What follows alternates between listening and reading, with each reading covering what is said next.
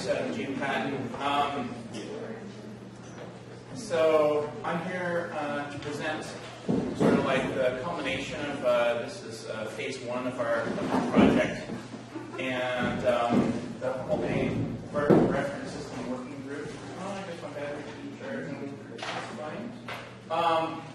And so I just wanted to mention that this group was founded in 2010 as a result of a workshop that Todd Williams back there held in October of 2010. So, outline. So I'm going to talk about the history of the project and the community involved, the science and the problems. Houston, we got a problem. The California Landscape Conservation Cooperative funded this phase of our project through the U.S. Fish and Wildlife Service. We've been working Paula Golightly managing our project. Then I'll present some results and what we'd like to do in the future. So like I said, Todd Williams brought us all together for a workshop, and there were over 30 federal, state, and local agencies, organizations, and consultants, and some academia. And we reviewed, people gave presentations to sort of evaluate what the issues were. We identified the problem, and later, following this first workshop, we held meetings with a subset of the people who were involved and developed a science plan. So I'll walk you through that. So we developed partnerships with different organizations. Our Humboldt chose Cascadia Geosciences, which is a nonprofit, to submit proposals to get funding to do some of this work. And we started giving presentations at organizations. We developed a relationship with Humboldt Bay Initiative. And eventually we got some funding from the Landscape Conservation Cooperative for this first phase of this project. So here is the list of the people who are involved in the current phase of this project, phase one, the Landscape Conservation Cooperative, the U.S. Fish and Wildlife Service, Northern Hydrology and Engineering, Pacific Watershed Associates, Humboldt State University, University of Oregon, and Cascadia Geosciences.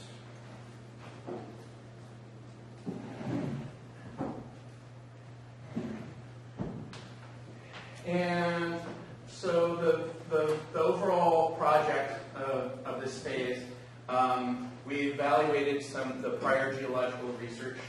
We held a workshop where the community identified the problem. We developed a science plan, and we presented our findings at local meetings and professional conferences. We identified some funding sources. We tried to get some funding from the West Coast Governors Association, Alliance. I can't remember what A stands for. I don't think it's Alliance. And then word spread through the Fish and Wildlife Service, and eventually we got some funding from the Landscape Conservation Cooperative. So this is a map that shows the NOAA tide gauges and their sea level observations up and down the west coast of the United States. And so if we zoom in to our region, you'll see that Crescent City has a negative sea level rise of about 0.65 millimeters per year, and the North Spit tide gauge has a sea level rise of about 4.73 millimeters per year. You'll note that these are not what people are using for the eustatic sea level rise. So this is people in the 80s and 90s who are studying the tectonics of the region recognize this as being a problem. Well, maybe not a problem, but a problem, and for studying sea level rise. So here's a plot. The upper plot is the Crescent City tide gauge, which is the longest tide gauge record in Northern California from the 30s, and it's currently continuing top rate. You can see that even while there's lots of noise there's a negative sea level rise. And then here's the North Spit tide gauge, and you can see the positive sea level rise there of 4.73. So if we difference these two data sets, so if we subtract the sea level data from each other, the difference is the rate that the sites move relative to each other. So we're basically getting rid of the sea level component of these data. And so what we found is that the North Spit subsides at about 5.4 millimeters per year relative to Crescent City. And then if we remove sea level rise from each of these data sets, we find that Crescent City is rising at about 3 millimeters a year, and the North Spit is subsiding about 2.5 millimeters a year. So we concluded that land subsidence controls local sea level in Northern California, and that what we needed were accurate measurements in Humboldt Bay, and lots of different organizations and groups agreed with this finding and supported our project. So our mission and goals are to determine historic land and sea level trends, to map the local sea level change across the region, model geologic processes controlling uplift and subsidence. I recognize you can't read this, maybe. Compare the historic trends to the prehistoric geologic record, and to disseminate the data for regional workers. Let's see if I can, yeah, it's still not working. Okay. And the methods we're going to use is develop collaborative partnerships, occupy historic tide gauge locations, analyze historic benchmark survey data, analyze GPS data, and then model the tectonics. Oh, I see what happened. There we go. So, develop collaborative partnerships, occupy historic tide gauge locations, analyze the historic benchmark survey data, analyze the GPS data, and then model the Cascades spectrum zone with these new data. And so this is just showing how we have different data sets. These are independent data sets, and what we want to do is compare the rates from these independent data sets and test our observations. So we we developed a website where we would be posting our data, our presentations, the science plan, etc. So all the reports will be prepared for the Fish and Wildlife Service are on our website. Posters and digital presentations like the one from today are all posted under the presentation, under downloadables, and we have posted our science plan there. So hbb.cascadegeo.org. So here's what the science plan is. So we want to take a look at sea level change. So there's the glacial, interglacial driven eustatic sea level change. There's anthropogenic forcing of sea level rise. There's tectonic deformation. And then we have what's called local sea level, which is a combination of the regional sea level, that's the eustatic and the anthropogenic forcing driven sea level, and land level change. So you combine those to get what's called local sea level. And the solution is to use geodesy. Now, geodesy is basically the study of the motion of the land. All right? And so we're using tide gauges, benchmark level surveys, and GPS observations. So just a little review. This is a plot showing sea level over the last 140,000 years or so. And this is driven largely by climate changes, the glacial interglacial cycle. So during a glacial period, lots of the water from the ocean is stored in ice sheets. And then when we get to an interglacial period, that ice melts and goes into the ocean and sea level rises. So during glacial periods, like the last glacial maximum about 20,000 years ago, we have a low sea level. And then during the interglacial periods, like right now we're in an interglacial period, we have a sea level high. The last major interglacial period was about 120,000 years ago. You can see that the sea level was slightly higher, 2 to 5 meters higher than it is today. So that's sort of like the natural background of sea level change. And then the International Panel on Climate Change has summarized the models that forecast potential different scenarios of sea level rise. So this is, I'm just showing this here. We have two scenarios. This is RCP 2.6 and this is RCP 8.5. RCP 8.5 is a scenario that assumes that there are no changes, that we continue doing things the way we're doing, emitting greenhouse gases at the rates of population growth. And the blue plot is a scenario where we make some changes.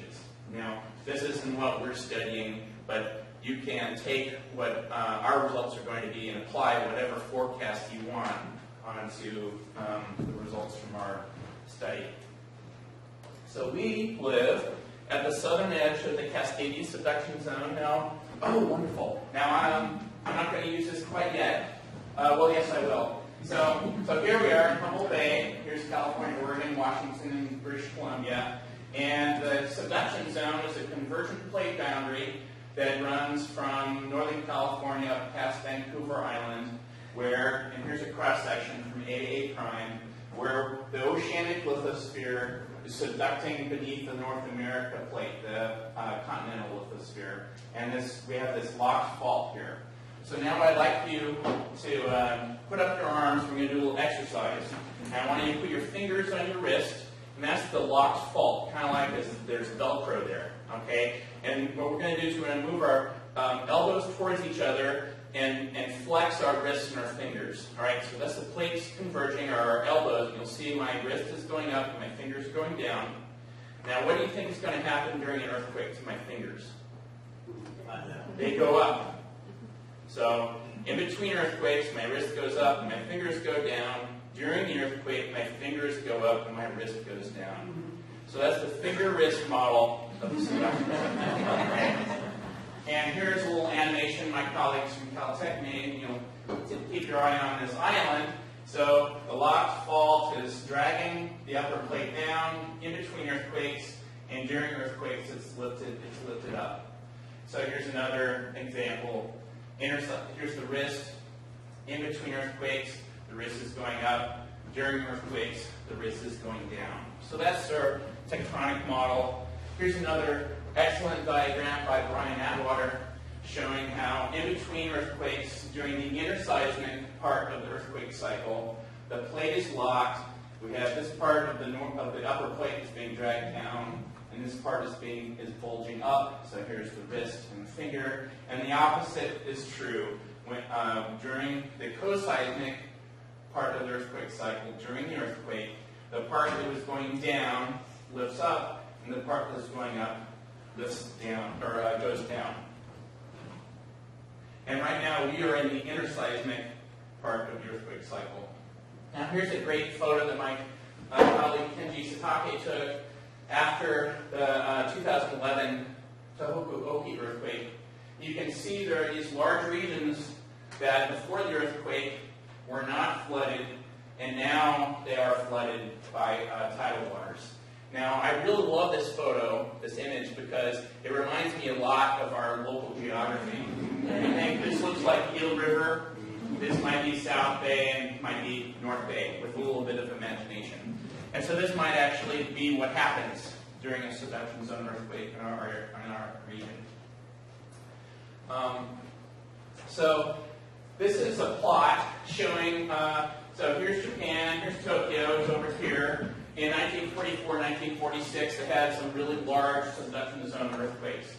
And this is a plot, distance from the fault. So you can imagine this is the finger part of the subduction zone and the wrist part of the subduction zone. And the vertical scale, the vertical axis is distance. So I'm going to take this. This is the coseismic deformation in yellow. And I'm going to invert it as this red line. So this red line is those inverted coseismic data. And now I'll turn on the yellow line, which is the interseismic data. And you'll see that the interseismic data is sort of an opposite of the coseismic data. So this is one of our first sets of data that sort of led to the model, the finger and wrist model of the subduction zone in Japan. So this demonstrates that the crust, the lithosphere, is elastic, and it validates the tectonic models that we're using today. And here's a cross-section, another cross-section of the subduction zone, where we have the oceanic lithosphere subducting down. Eventually, it helps melt the mantle, and that magma rises, forming the Cascade volcanoes, the volcanic arc. We've got Mount Shasta, Mount Lassen back there, and this is where we live in the accretionary prism as this plate subducts sediment, and part of the plate can get accreted, and then we get these other little faults here, like the Little Salmon Fault and the Mad River Fault Zone. So that's where we live and work. Here's one of the. Here are two different papers. Some initial observations of the interseismic deformation. Now these are east to west transects and showing uplift rates in millimeters per year. And it was published at this point was Arcata, and it was presented that this is a measure of interseismic deformation. However, when we started looking at these data a little bit more closely, we realized that this is actually Brett Ranch, and it's not Arcata. So remember the North Spit tide gauge. This was supposed to be somewhere near Humboldt Bay, and remember the North Spit tide gauge. The ground is going down. So there's that. So here are our methods. We're going to use tide gauge data. So we'll acquire and analyze existing data, deploy tide gauges to historic locations, and then subtract to static sea level rise and difference in site data. Then we would acquire and analyze existing benchmark level data from highway surveys. And then we would also take existing GPS data and then compile these three independent data sets to evaluate the tectonic deformation. And so here's a map showing our different tide gauge locations. Here's the North Spit. There's Samoa and Fields Landing, where we got some data from TOEL that they collected for the Army Corps of Engineers. Here's Hook and Slough, where we deployed a tide gauge. And here's Mad River Slough, where Jeff Anderson in Northern Hydrology and Engineering had deployed a tide gauge in 2008. And then their tide gauge was a little bit further north, and right now there's a tide gauge collecting data as we speak. So here's a map showing the tide gauge from the 1970s, the approximate location, and the approximate location of the tide gauge that we deployed to collect some data. There's the tide gauge that Jeff Anderson installed. And then we installed, here's a photo showing the tide gauge in Mad River Slough, at the mouth of Mad River Slough. And then we just recently, in the last couple of weeks, have installed a high-precision tide gauge adjacent to the Senkus tide gauge at the Trinidad Pier. And we did a high-precision survey, sub-millimeter precision survey to tidal benchmark to get an elevation of that tide gauge. And we hope to install a tide gauge. We installed a stilling basin at the Chevron dock, and we hope to install another permanent tide gauge at the Chevron dock with future funding. So the results, we'll look at the tide gauge data that Jeff Anderson has analyzed. We'll take a look at the benchmark level data that Reed Burgett analyzed. And in addition, we'll take a look at the GPS data that Todd and I downloaded. So here are some plots that Jeff Anderson put together. And for Crescent City in the North Spit, this is the monthly mean sea level. So every month you get the mean for the sea level. And what Jeff noticed is that if you just take the mean of 3 summer months, you can get rid of lots of noise that happens during the wintertime. Some of the noise might be from El Nino, that type of things, and decadal oscillations. And so we prefer to use the summer average mean sea level. The values in Crescent City, the values didn't change that much, and it's probably due to the very long record in Crescent City. The North Spit, which was deployed in 78 or 79, has a much shorter record, and so the noise is more significant at that tide gauge. So that was sea level. Now if we subtract, so Crescent City has the longest tide gauge record, and people who study sea level want a very long record. And so Jeff mentions that Crescent City is probably the only tide gauge location that we can actually use to do any analysis of sea level. So what we've done is we've taken all of our other tide gauge data and compared it to Crescent City because of that reason. So here is a plot showing North Spit, the North Spit tide gauge data minus the Crescent City tide gauge data. And so what this does is it's the result, the slope of the regression line here, tells us the relative difference in vertical deformation between Crescent City and North Spit. And so the relative difference using the summer average is about 5.6 millimeters per year. So the North Spit is subsiding about 5.5 millimeters per year relative to Crescent City. Now for some of these other locations, we don't have, like the North Spit had a really nice continuous record, sub-continuous record. For some of these other deployments, for example, Samoa or Fields Landing or Hookton Slough or Mad River Slough, we have some observations from the 70s when NOAA deployed the tide gauges there. And then we have these more modern observations. And even though that there's lots of noise in the data, because that we have these observations over a long period of time, we're able to extract a rate from those observations. So this is Mad River Slough minus Crescent City. So Mad River Slough is subsiding at 4.36 millimeters per year relative to Crescent City. Samoa is subsiding about 3.5 millimeters per year relative to Crescent City. And then here's Fields Landing relative to Crescent City, 4.75 millimeters a year. Here's Hookton Slough relative to Crescent City, almost 7 millimeters per year relative land motion. And recently, Jeff has analyzed the tide gauge data from Trinidad, which is also has a long record similar to the North Spit.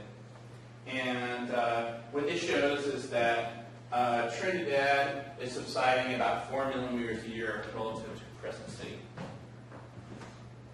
So if you take all these data and plot them from north to south, the vertical land motion rates in millimeters per year would go from Crescent City, which is going up, and then when we go further south, we notice here, Hookton Slough is going down. Now this, we've taken the difference between these tide gauge locations in Crescent City, and then we've subtracted eustatic sea level rise to come up with the vertical land motion. So Hookton Slough is subsiding a little bit more than 3.5 millimeters per year in the absolute sense. Before we're looking at relative plots. Now that we've subtracted sea level rise, the assumption is that all of these tide gauges are experiencing the same sea level record. Jay, what's the other way above the axis? Let's see, that's, you know what, I think that's, I'm guessing that's Trinidad, although with our new data, let's see, this is before Jeff did his most recent analysis. So I don't have a good answer for that. I made this about 6 months ago. I think that's Trinidad, but that was the land level. Yeah. It's about that on the other side. It's on the other side now. Okay. And so hopefully you brought your pan lenses so you can discriminate the stuff on this plot. But I'll zero you in to the important part, which I guess the yellow doesn't show up very yellow. So this column, so these are our different tide gauge locations, and we'll keep our eyes on those green rows. So we got North Crescent City, North Spit, Trinidad, Hookton Slough, and so on. And this column here, and so this is how we got to this column. This column here is the vertical land motion rates. So you'll see that Crescent City is going up at about 3¼ millimeters a year. The North Spit is subsiding at about 2¼ millimeters a year. And our largest negative sea level rise rate is at Hook and Slough at about negative 3.56 millimeters per year. So those are the tide gauge data. Here is a map showing the benchmarks that are potential locations for doing some analysis, some historical analysis. So Reed Burgett went to Silver Springs, Maryland, and acquired the survey data from these different surveys. And so he acquired data from a survey from 1945, a survey from 1968, and a survey from 1989. And if we look at the 1989 subtracting the 1968 data, we can look at this a little bit more closely. Here's the North Spit tide gauge. Here's a place location in Eureka. And in this case, blue is subsidence and red is uplift. And so you can see that there is subsidence in the southwestern part of the survey and uplift in the eastern part of the survey. And then here's a loop from the North Spit to Eureka. And so you can see here in the North Spit we have larger negative vertical land motion rates and smaller vertical land motion rates, and maybe even some uplift in Eureka. And then if we look at the compilation of all the data, this is showing from Crescent City down into Mendocino County using the same color scheme. Blue, cool colors are subsidence, and warmer colors are uplift. You can see that Humboldt Bay is in the region of interseismic subsidence. And here is a plot from north to south of the uplift rate, negative uplift rate, positive uplift rate. And here is our large negative uplift rates in the Humboldt Bay region. So now if we combine the tide gauge data, the GPS data, and the land level data, we have this summary figure here that has an inset, which shows Crescent City, so Del Norte and Humboldt counties. And green, in this case, green is going up and red is going down. And you can see here again, we have Humboldt Bay is going down. And then once you get out of the Humboldt Bay area, we have interseismic uplift. And here I've plotted some of the values. So let's zoom in to this part of Humboldt Bay, southern Humboldt Bay. And so here we again have the Hook and Slough tide gauge. We have about 3½ millimeters of interseismic subsidence. And here's a benchmark. This is across the highway from Color to the Redwoods. And this is subsiding at about 4 millimeters a year. That's the largest negative vertical land motion in the area. So we've submitted reports and have posted those all online. So all the figures you've seen are in one of the reports that we submitted online. We have a paper that we're almost ready to submit. We're going to submit that to Geophysical Journal International. And so in the future, we'd like to install a tide gauge at the Chevron dock. We want to acquire some additional tide gauges with our remaining funds, and possibly installing a permanent or campaign-style tide gauge at Hook and Slough. We're currently investigating that as a possibility. And we also want to do some tectonic modeling of the crust, so to fit the tectonic model, the tide gauge benchmark and GPS data, and prepare a predictive model so that we can predict what the sea level, what the vertical land motion is going to be in between our observation points. So here's a very crude example of that, where we've taken some of our vertical land motion rates and multiplied them over a century just to give us an idea. It's a very crude model. It doesn't behave to a tectonic model. And I'll remind you that here we have the subduction zone. This yellow part of the subduction zone, is that the finger or the wrist part? That's the finger part of the subduction zone. This blue part is the wrist part of the subduction zone. So that's the reminder, and let's take a look at this other plot. So what this shows, so here is the uplift rate here, seismic deformation. Here's our finger part of the subduction zone that's going down. This part is going up. And what this is nicely shows is that the part that's going down is the part where the fault is directly above the fault, the locked subduction zone fault. And then here I have, the animation, that's fine. So this is a model from 1997, and so here's the finger part of the subduction zone and the wrist part of the subduction zone.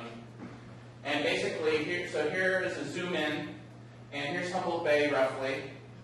And what this suggests is that this area here in red should be going down in between earthquakes, and this area being the finger part of the subduction zone should be going up. But we know that Humboldt Bay is going down, so the old models need to be updated, and that's what we propose to do. And we have a colleague at Caltech who's going to be doing this tectonic modeling in October. And so this is a very busy figure, but I'll point out the shoreline here. Crescent City, Trinidad, Humboldt Bay. Here's those red triangles showing the interseismic subsidence, negative vertical land motion. And between these two blue lines came from that 1997 paper. And this is the region where the fault is locked. And you can see here are our data that suggests that the locked zone is further to the east. So if anyone has any questions, Jeff would love to answer them. So yes, sir. So do you have, I see a triangle or two up in the hills east of the bay. Oh yeah, these are GPS sites. Okay. What's the relative uplift there? Let's see. It looks like maybe less than a millimeter a year. I don't have maybe up to 2 millimeters a year, Okay. just by looking at the color, the shade of the green. Yeah. So what I was curious about is it seems rather quite a bit less than your highway 101 green marks on each side of the bay. So Right. I was wondering, is there an overall warping in the landscape, east to west through the bay and through the mountains too? Yes. The finger wrist model of the subduction zone. Yeah. So if we had plotted the GPS data over here, it would probably match. It would probably be higher like these rates over here. So now these are benchmark level surveys, and so there's lots of noise in those data, and so any individual measurement there may be benchmark stability problems with any individual measurement. So that's what we'd like to do to model the deformation of the elastic crust to fit all of the data and not just single data points. So is this major warping based off the triple junction there, is what you think it is? It's mostly the subduction zone. Okay. It's mostly the subduction zone. Here we have, the San Andreas fault is coming up and it jumps on land. These are USGS fault lines that are incorrect and they will be edited soon. So the San Andreas fault comes on shore here, and somewhere in this area it ends. And this is the Mendocino fault, which is another strike slip fault, and it comes. It might come on shore. We're not really sure exactly. And so this part of the world, this is the King Range, and that's experiencing the largest uplift rates in continental United States, based on stream terraces and marine terraces along the coast there. So, well, Jay, I was just wondering if it's warping in front of the motion of the triple junction. I guess because you have this, you got the King Range, which is exceedingly high, and then there's sort of what appears to be an east-west down warping out front through the bay and through the hills, and then you have more vertical rise. Well, most up here, most of the deformation is dominated by the subduction zone. Yeah. So if the triple junction is affecting anything up here, it's an order of magnitude less than the subduction zone. But in geological terms, in consideration of the Pacific North America Plate boundary and San Andreas, geologically speaking, in the last million years, that's influenced the uplift and has broadened that accretionary prism, which now is above land. So we're living on shelf deposits here. And so I think the geologic record, based on volcanic ashes the last million years, that influence has been deforming the area north of the fault. Yeah, so San Andreas. like the Wildcat group, all those tertiary sediments have been, due to the northward migration of the Pacific and Sierra Nevada blocks, have uplifted the Wildcat group. So, when you're driving along Scotia and you see the Wildcat sediments, they're tilted to the north because of the northern migration of the triple junction. Yes? So, I'm really interested in this work and your results, but what puzzles me is why this interseismic subsidence seems to be confined to Humboldt Bay and not sites to the north and the south that basically have the same proximity from the rock zone. So I don't get why you separate out just simply the tectonic issue versus something else going on with the Humboldt Bay, something like land use, water extraction, sediment, something like that. Well, it's interesting because we have GPS sites that are not in the bay and around the bay that are also subsiding. What are those? Table Bluff and Arcata. There's one in the King Range. And down here, these sites here are also subsiding, and they are on top of these ridges. So, it's possible that the lock zone probably comes down somewhere around like that, and it's not really. I pointed that out because we're talking about the Humboldt Bay, but this subsidence continues further south. Okay, well that makes more Yeah. sense. Okay. Yeah. Yes. So after a big earthquake event on unlocking, do we expect Humboldt Bay to be higher? All right, you asked the most excellent question, I might say. So, as Eileen Hempel Haley is studying sedimentary evidence of co-seismic subsidence, so we find that there are soils that have plants growing in them before an earthquake. They're happy because they're above sea level a certain amount, and there are diatoms, these single-celled organisms that the distribution of the species reflect that environment at an upper intertidal or maybe freshwater environment.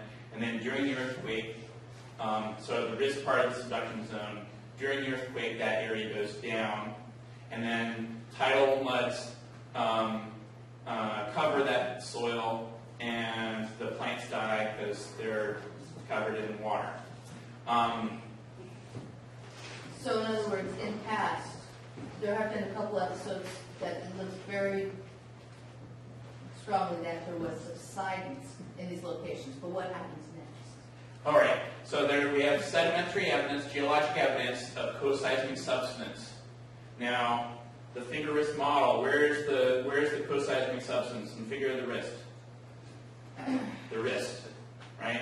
Interseismic, co-seismic subsidence on the wrist. Now, we have sea level, we have, right now, our interseismic data show interseismic subsidence, which is on the finger part of the subduction zone. So our geological evidence and our geodetic evidence don't explain each other completely yet. And that is one of the biggest questions that we really are trying to come up with ways of asking, coming up with hypotheses. Not to interject, but other places in the world, in complex, Right. plate boundary issues. There are some sites, for example, in Alaska, where sometimes the site goes up, sometimes it goes down. And then also in Japan, that subsidence picture, that area, the time page showed that area was subsiding, and then an earthquake happened, it subsided. Yeah, so in So the it's complicated. 2011 earthquake, yeah, along the coast of Japan. The sea level indicator showed that the coast was subsiding, and then during the earthquake it subsided. Now, there are some explanations that the fault was really deeply locked. In fact, the fault slipped all the way across Japan. So here is, in a very crude drawing of Japan, the 2011 earthquake actually slipped the entire part of the fault into the Japan Sea. And we think that that very deep slip had a lot to do with why that the crust, it slipped, but then it continued pulling it down during the earthquake. So we don't know if that's what's happening here, although recognizing that the lock zone is a little bit deeper. And now these green and magenta dots are earthquakes called tremor. They have they're not resolvable on seismographs, so we can't really locate them very well. They have a different frequency content than regular earthquakes, and these are down dip of the locked zone, and they may indicate. So on this previous plot, I have showing where we have this 100% locked zone, and then this is the 100% free slipping zone. It's called aseismic slip. So this isn't locked at all because of the properties. And in between the locked zone and the free slip zone, the aseismic zone, is a transition where you go from fully locked to fully slipping. The tremor that we looked at, we think, is in this part of the subduction zone, down dip of the transition zone, so that the location of those tremors may help us identify the down dip of the transition zone. And you can see how the tremor goes eastward also in the same region that our interseismic deformation does. So this might indicate that the model that happened in Japan may be going on here. But this is all wild speculation at this point. Yes? Do you have any indication of magnitude of whether, I think whether it could go up or down, but do we know how much either way? So I could let Eileen answer that if she wants to. But At least our north bay sites, in past, like the last big earthquake in 1700, that site probably went down about 1/2 meter, plus or minus, I don't know, another like 1/3 of a meter or something. So that's the most precise estimate we have. But previously, like maybe 1700 years ago, there was a massive earthquake, but that might have been involved as much as 2 meters of subsidence. And in fact, we kind of think that's when that part of Humboldt Bay formed. So prior to that, it was basically the terrestrial surface of Geodesy Bay.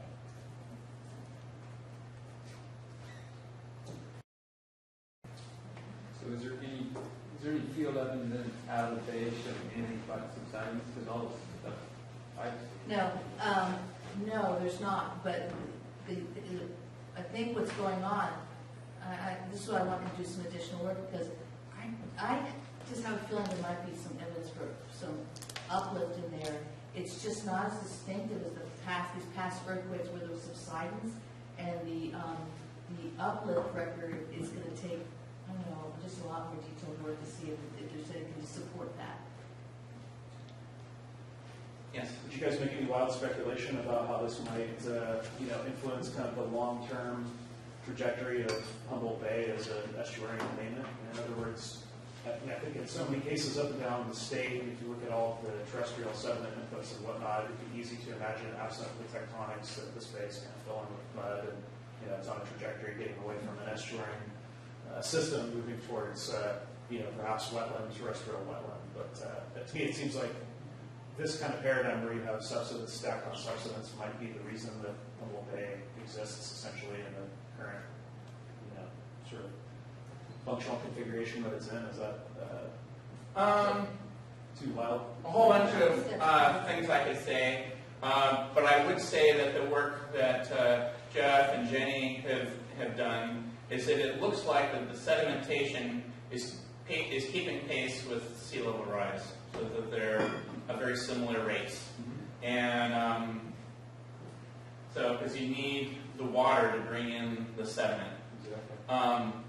So, wild speculation, it may not change much because we have lots of sediment here. But we really need to do the tectonic modeling to get a handle on what the ground surface is doing before we can do sediment dynamics modeling to behave to that those tectonics. Can you kind of speculate or tell us what's going on in the river delta?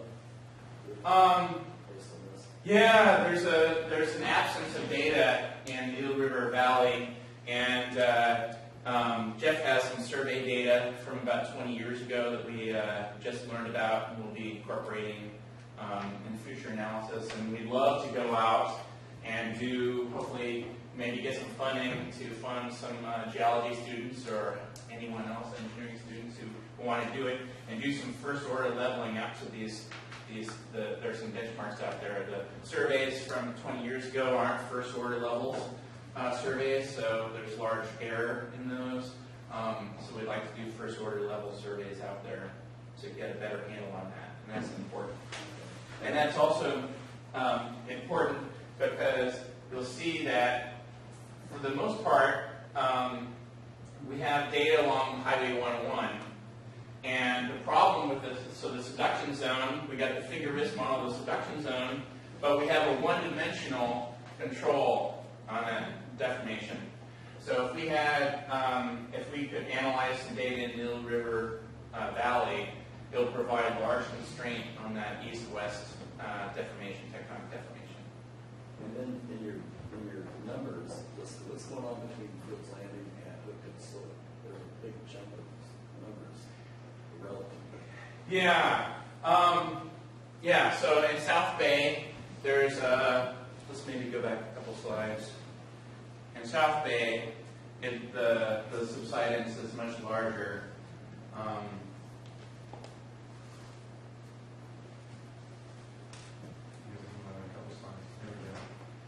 So mostly, these sites here, here we've got 1.5 millimeters. So, it's possible that there's, the issue that Eileen brought up, that maybe there's something else going on in this area. Maybe there's sediment compaction or something like that. This is a benchmark site, a GPS site. Is this GPS site, or is this just a benchmark? Yeah, that's a continuous station on table 1. Yeah, so here's the Table Bluff site. It's going down, but not at the same rate as the Hookland Slough. So, so these larger rates of subsidence might be more than just tectonics in that area. But in terms of people who are trying to manage these resources, it's going down more. So, regardless of the cost. But in regards to I'll make a comment about, in regards to the data sets, they do overlap different time periods and for different lengths of time.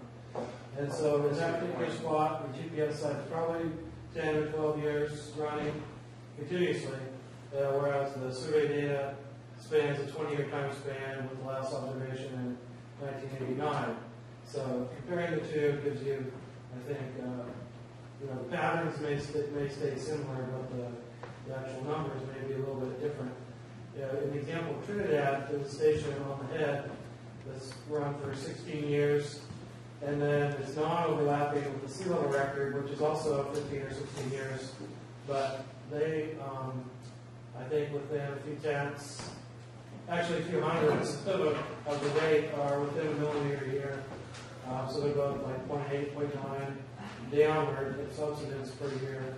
So in that case, where they're very close, there is a good agreement with a similar time period.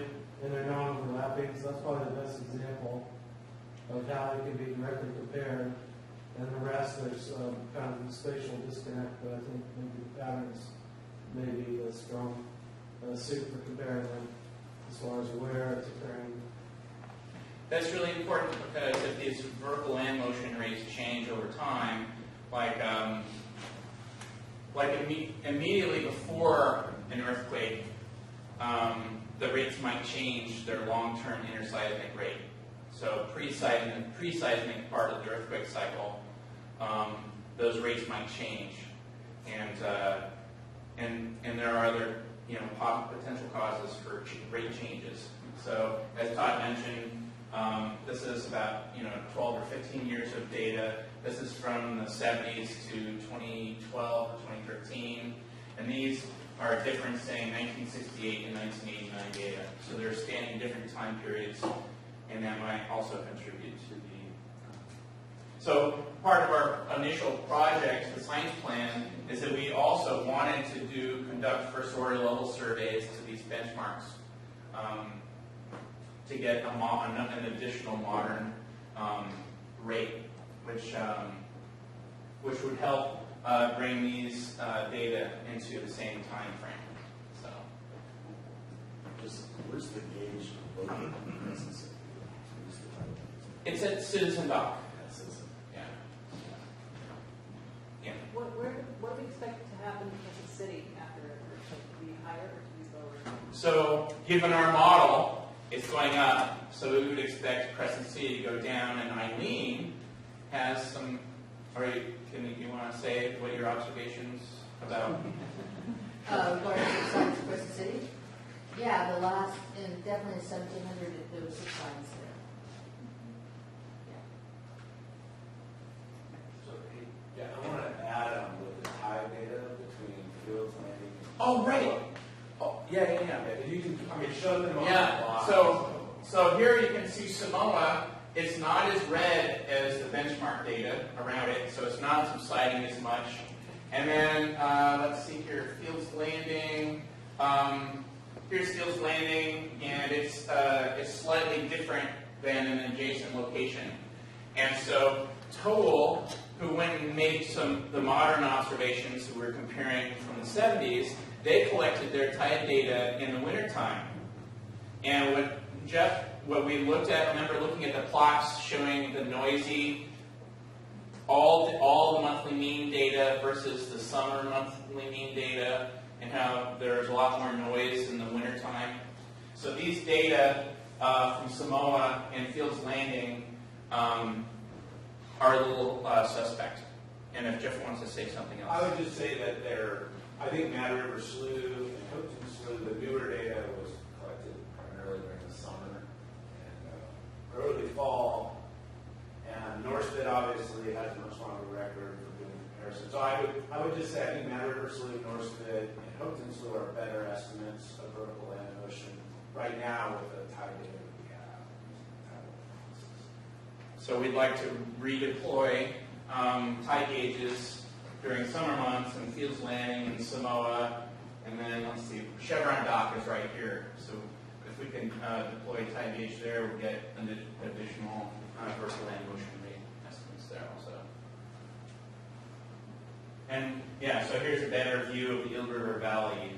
You can see the paucity of data there. Todd? Speaking of the Eel River Valley, if the data, the survey data you're speaking of was from the Soil Conservation Survey from the mid-90s.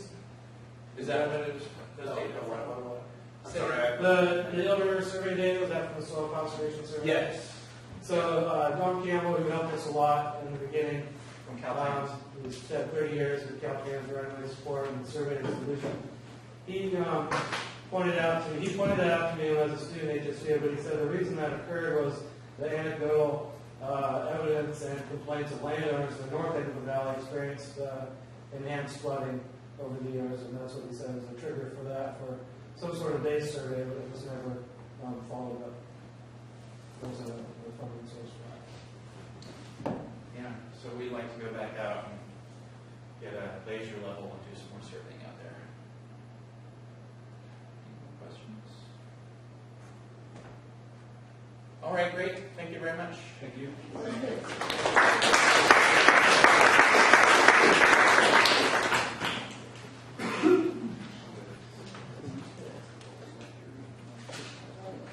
I have a quick question of a non-surveyor. What's a first order survey? Oh, first order just means that the precision is really small errors. Okay. Yeah. So all of our surveys that we've done have error of less than a millimeter. Just the So- tools that you use or? Oh yeah, digital level. So digital level actually uses a rod that has a barcode on it, and so it can tell Yeah. great precision the distance and the elevation. I was wondering, have you guys thought about or taken a stab at especially some of those records that don't know what historical data is what's taken in the winter at looking at ENSO or PDO anomalies, or is there really just too many other variables to try and data. yeah. Yeah, that's one of the reasons I think using summer estimates are the best approach, because it tends to, it removes all that noise, and then it, because of our the upwelling, I think that helps regulate the summer. If we do have an El Nino or PDO effect, that might be elevating water, but the upwelling would neutralize that to some extent.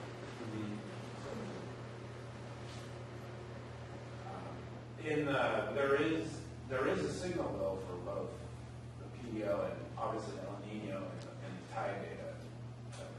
In the sea level rise report together last year, there is a discussion on that. They're looking at our local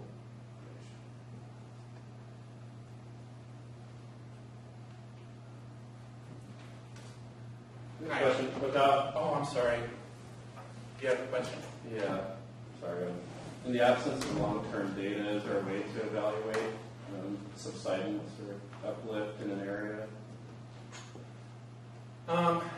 Well, the utility of having that long record allows you to get around the large amounts of noise in the data.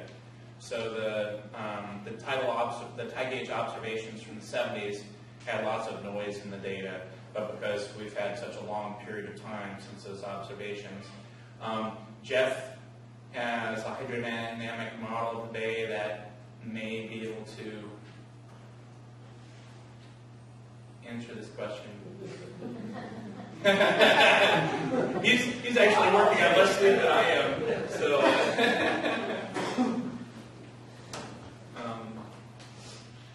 there may be ways of doing it, but well, for example, the GPS data. That's so because the geometry of the Earth, you need maybe a decade or more of observations to until the signal-to-noise ratio is optimal to get a vertical rate.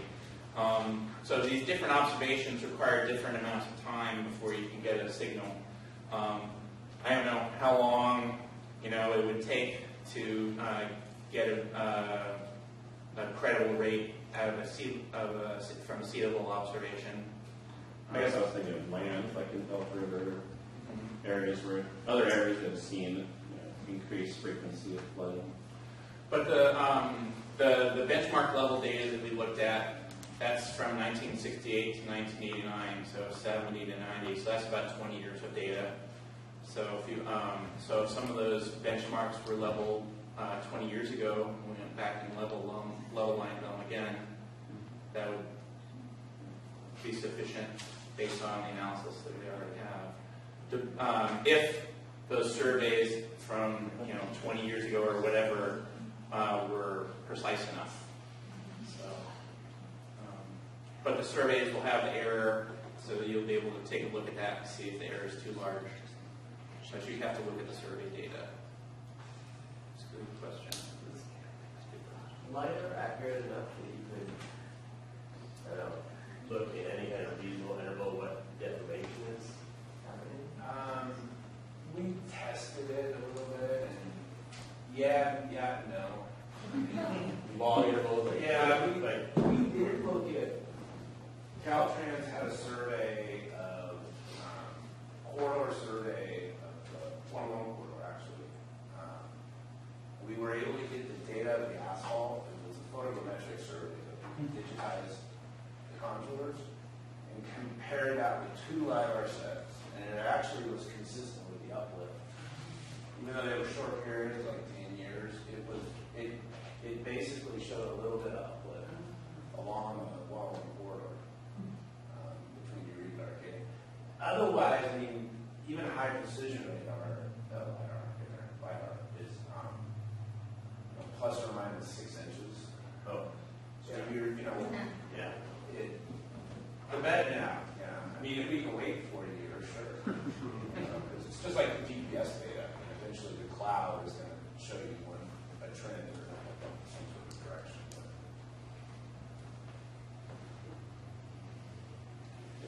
All right. So I'm wondering, you were talking about the lock zone.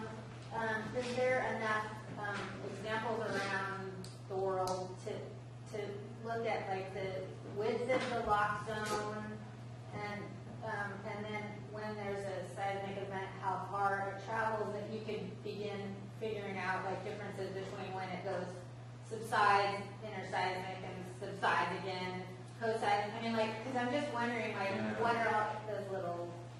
Just curious about that. Yeah, so you're asking if we can sort of come up with an estimate of what would happen during an earthquake here? Well, more generally, like, is there the ability to come up with a hypothesis about if it's related to the width of the lock zone or how far it travels, or, I mean, I don't know, just idle Well, question. for degrees of freedom. We don't know a lot about what's in the crust. Correct. And so we have to make some generalizations about the shape of the different geologic parts of the crust.